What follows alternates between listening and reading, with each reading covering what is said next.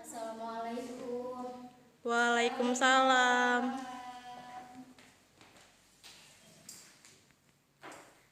Bismillahirrahmanirrahim. Assalamualaikum warahmatullahi wabarakatuh. Waalaikumsalam warahmatullahi wabarakatuh. Selamat pagi anak-anak. Pagi, Bu. Bagaimana kabarnya? Alhamdulillah, luar biasa. Allahu Akbar. Sebelum kita memulai pelajaran, alangkah lebih baiknya kita membaca doa terlebih dahulu. Di sini siapa KM-nya? Saya, Bu. Iya, silakan disiapkan terlebih dahulu ya. Berdoa dimulai. Selesai. Beri salam. Assalamualaikum warahmatullahi wabarakatuh. Waalaikumsalam warahmatullahi wabarakatuh. Ibu absen terlebih dahulu ya. Ibu absen terlebih dahulu ya. Susilawati, Hadir, Bu. Siti Hamroh, Hadir. Fitriana, Hadir. Ramdan, Sakit, Bu. Haji. Sakit. Ya, berarti yang tidak hadir 2 orang ya. Ya, Bu. Sebelumnya, perkenalkan nama saya Susina dari Universitas Banten Jaya. Berdirinya saya di sini untuk memenuhi tugas PPLK 2 yang ditempatkan di SMK PGRI 3 Kota Serang.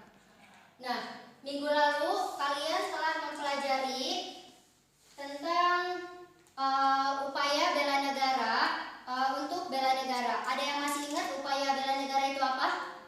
Ya, silakan Susi sebutkan. Ada 4, Bu. Pertama itu pendidikan kewarganegaraan, kedua pelatihan dasar pemiliteran, ketiga itu pengabdian sebagai Tentara Nasional Indonesia atau TNI, dan keempat itu pengabdian sesuai dengan keahlian atau profesi. Iya, bagus. Terima kasih Susi. Ya, pertemuan kali ini kita akan membahas tentang mewaspadai ancaman terhadap integrasi nasional. Ada yang udah tahu mewaspadai ancaman terhadap integrasi nasional itu apa?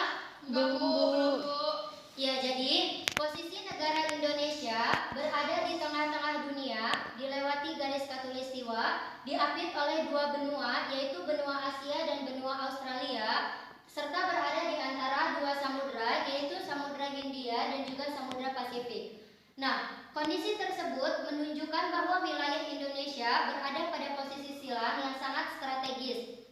Akibat dari posisi Indonesia tersebut, maka negara Indonesia mempunyai beberapa aspek-aspek kehidupan sosial yang berbeda dengan negara lain, yaitu selanjutnya adapun aspek-aspeknya, yang pertama yaitu penduduk Indonesia berada di antara daerah penduduk padat di utara dan daerah penduduk jarang di selatan. Yang kedua yaitu Indonesia terletak antara komunis di utara dan liberalis di selatan. Yang ketiga, demokrasi Pancasila itu berada di antara demokrasi rakyat di utara dan juga demokrasi liberal di selatan. Yang keempat, ekonomi Indonesia berada di antara sistem ekonomi sosialis di utara dan juga sistem ekonomi kapitalis di selatan.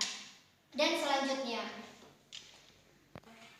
nah, posisi silang Indonesia itu merupakan sebuah potensi sekaligus ancaman integrasi nasional bangsa. Kenapa sih dikatakan potensi? Karena memang akan memberikan dampak positif bagi kemajuan bangsa Indonesia serta akan memperkokoh keberadaan Indonesia sebagai negara yang tidak dapat diselesaikan peranannya dalam menunjang kemajuan serta terciptanya perdamaian dunia. Nah, akan tetapi posisi silang juga akan menjadikan Indonesia ini sebagai ancaman. Kenapa sih? Apa sih yang menjadi ancaman bagi Indonesia? Ada yang tahu? Enggak, Bu. Jadi ancaman bagi Indonesia itu, ancaman tersebut ada yang dari luar maupun dari dalam negeri Indonesia itu sendiri, itu dalam berbagai dimensi kehidupan. Ancaman tersebut biasanya berupa ancaman militer dan juga ancaman non militer. Yang pertama yaitu ancaman militer.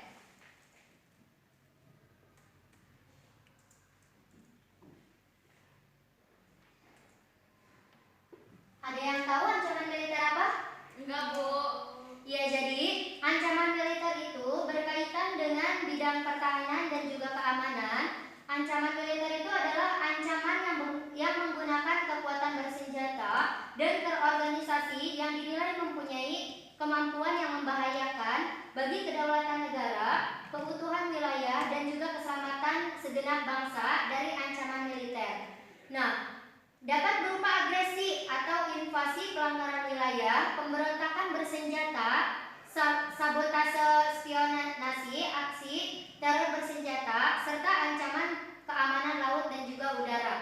Adapun bentuk lain dari militer yang peluang terjadinya cukup tinggi adalah tindakan pelanggaran wilayah laut, ruang udara, dan juga daratan di Indonesia oleh negara lain. Selanjutnya, yang kedua yaitu ancaman non-militer.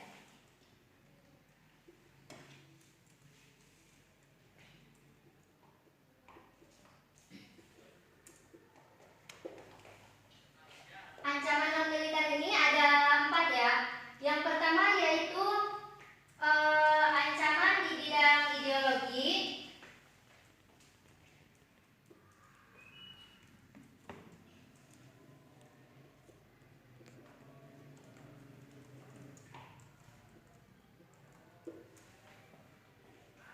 Nah, ancaman non-militer ini pada hakikatnya ancaman yang menggunakan faktor-faktor non-militer yang dinilai mempunyai kemampuan yang membahayakan kedaulatan negara, kepribadian bangsa, keutuhan wilayah negara, dan juga keselamatan segenap bangsa. Nah, adapun salah satu dari ancaman ini adalah dari globalisasi. Kenapa bisa dikatakan globalisasi? Karena globalisasi itu dapat menghilangkan sekat atau batas pergaulan antara bangsa secara disadari maupun tidak. Ancaman non-militer ini dapat berdimensi ideologi politik, ekonomi, dan juga sosial budaya. Selanjutnya,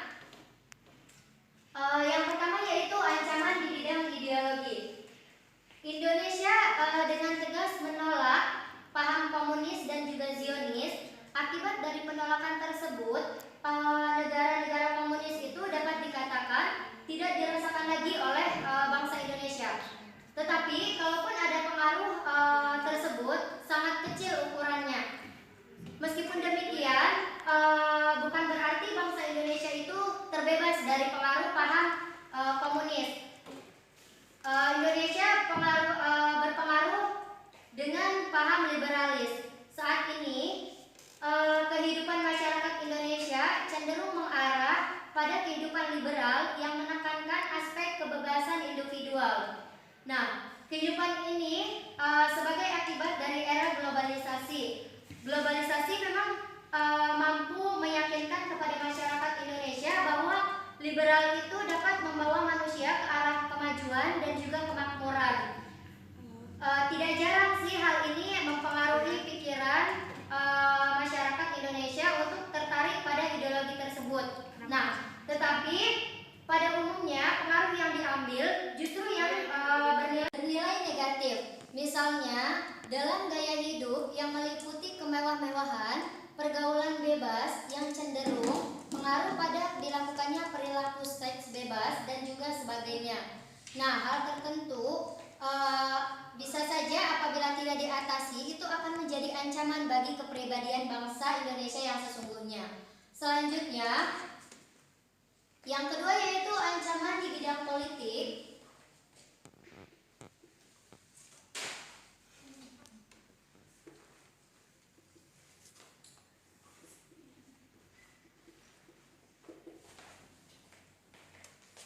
Ancaman di bidang politik ini dapat bersumber dari luar negeri ataupun dari dalam negeri.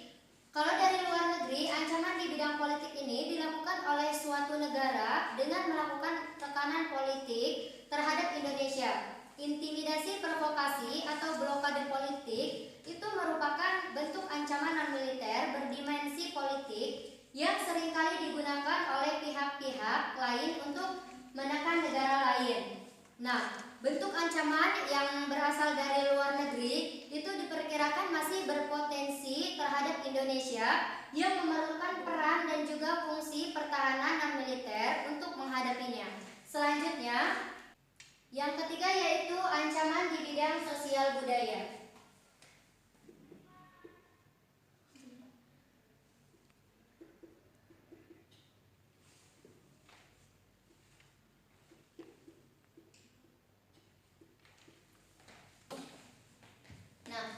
Ancaman di bidang sosial budaya ini, ancaman sosial budaya dapat dari dalam dan juga dari luar negeri. Dari dalam didorong oleh isu kemiskinan, kebodohan, keterbelakangan, dan juga ketidakadilan. Nah, itu semua menjadi titik pangkal timbulnya permasalahan seperti separatisme, teoritisme, kekerasan, dan juga bencana akibat perbuatan manusia. Nah, isu tersebut akan mengancam persatuan dan juga kesatuan bangsa. Nah, ancaman dari luar itu timbul sebagai akibat dari pengaruh negatif globalisasi. Di antaranya gaya hidup yang konsumtif dan selalu mengonsumsi barang-barang dari luar negeri. Yang kedua yaitu gaya hidup hedonisme atau kenikmatan pribadi itu dianggap sebagai suatu nilai hidup tertinggi. Yang ketiga yaitu adanya sikap individualisme. Yang keempat gejala westernisasi dan juga semakin lunturnya nilai-nilai keberagaman dalam kehidupan bermasyarakat. Nah, dari penjelasan tadi ada yang mau ditanyakan terlebih dahulu? Enggak, Bu. Ya, jadi Ibu di sini Ibu akan membagi kelompok menjadi 4 kelompok. Yang pertama, kelompok 1 yaitu tentang ancaman di bidang ideologi. Kelompok kedua, ancaman di bidang politik. Kelompok 3, ancaman di bidang ekonomi. Dan kelompok 4, ancaman di bidang sosial budaya. Setelah Ibu kasih waktu 5 menit untuk mendiskusikan, cari masing-masing contoh dari yang Ibu sebutkan tadi. Baik, Bu. Nanti setelah didiskusikan, maju ke depan ya perwakilannya untuk mempresentasikan hasil diskusi kalian. Iya, Bu. Siap, Bu. Ya, waktu untuk diskusi udah selesai. Silakan maju perwakilan untuk mempresentasikan hasil diskusinya. Kelompok 1.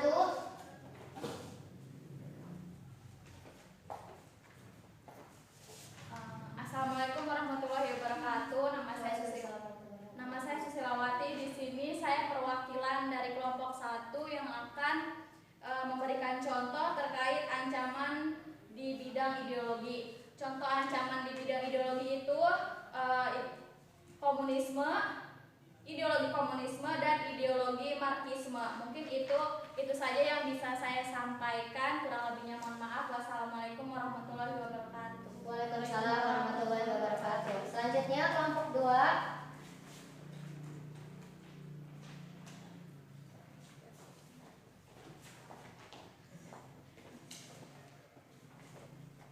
Bismillahirrahmanirrahim. Assalamualaikum warahmatullahi wabarakatuh. Waalaikumsalam warahmatullahi wabarakatuh.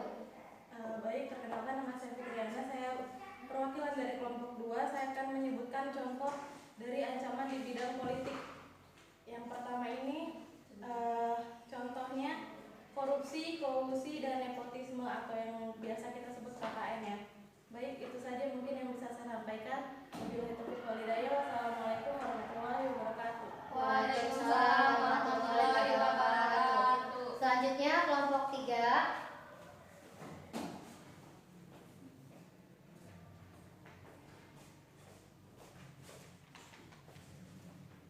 Assalamualaikum warahmatullahi wabarakatuh. Waalaikumsalam warahmatullahi wabarakatuh. Perkenalkan, nama saya Siti Hamro. Saya di sini akan membacakan hasil diskusi kelompok 3. Nah, pertama, kemiskinan, kebodohan, dan hedonisme.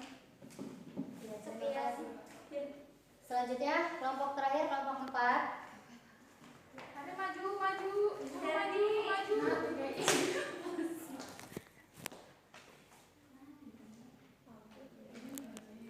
Iya. Ya, silakan maju Hermi. Assalamualaikum warahmatullahi wabarakatuh. Waalaikumsalam warahmatullahi wabarakatuh. Jadi di sini ancaman di bidang ekonomi yaitu memperbaharui prospek pertumbuhan ekonomi jangka panjang. Ya, terima kasih. Nah, alhamdulillah proses diskusi sudah selesai. Nah, sebelum Ibu tutup materi hari ini, ada yang mau ditanyakan terlebih dahulu? Tidak, Bu. Cukup? Cukup. Mengerti? Mengerti. Alhamdulillah. Ya, jika tidak ada yang ditanyakan, langsung ke kesimpulan aja ya. Jadi kesimpulan dari mewaspadai ancaman terhadap integrasi nasional ini, ancaman itu bisa berasal dari dalam dan juga dari luar negeri. Nah, ancaman juga bisa berupa militer dan juga non militer. Di dalam non militer itu ada 4 ancaman. Yang pertama ancaman di bidang ideologi, yang kedua ancaman di bidang politik, yang ketiga ancaman di bidang sosial budaya, dan juga ancaman di bidang ekonomi. Ibu cukupkan untuk pertemuan kali ini. Kurang lebihnya mohon maaf. Wassalamualaikum warahmatullahi wabarakatuh.